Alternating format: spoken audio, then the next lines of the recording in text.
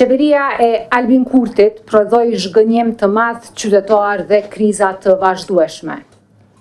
Kjo këtë qeverisje rezultoi me këtë protest zgjedhore, sepse mosdoja e rreth 200.000 votuesve tregon zhgënjim të jashtëzakonshëm qytetar. Gara ishte pabarabartë dhe sikur të mos bënte blerje masive të votës, përmes qindra miliona eurove të shpërndara, me premtime për punësim, kërcënime ndaj punonjësve shtetëror, me miliona euro për bileta për diasporën dhe keqpërdorim të resurseve shtetërore, ky njeri do të pësonte fiasko dhe më të thellë politike.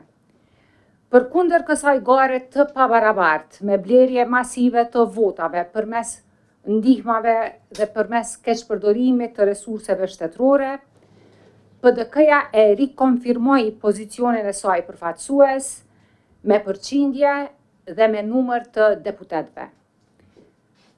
Është lehtësisht e ditur që me këto kriza të vazhdueshme, ky pushtet i ka lodhur qytetarët dhe kjo mos pjesëmarrje është mesazh politik që duhet të merret seriozisht nga të gjithë ne e posaçërisht nga ky pushtet abuziv.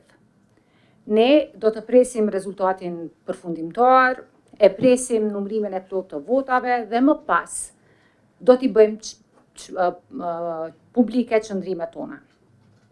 Juve si media ju falenderojmë shumë për raportimin korrekt, po ashtu në emër të Partisë Demokratike të Kosovës, dua të falenderoj të gjithë qytetarët e Kosovës, të gjithë ata që morën pjesë në zgjedhje, dua të falenderoj KQZ-n, komisionerët, vëzhguesit, mediat, policinë e Kosovës për angazhimin e tyre në mbarvajtjen e këtij procesi.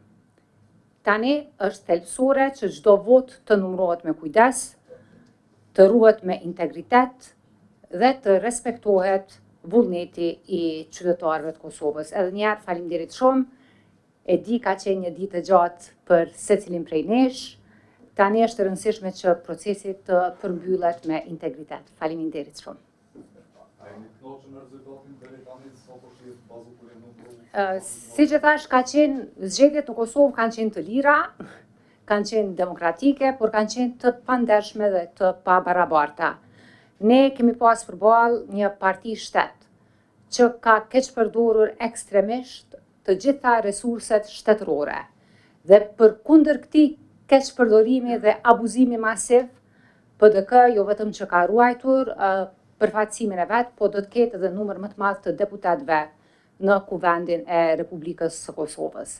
Për çdo deklaratë më të qartë rreth kësaj çështje, do të deklarohemi ose duhet të presni pas përfundimit të plotë të procesit zgjedhor.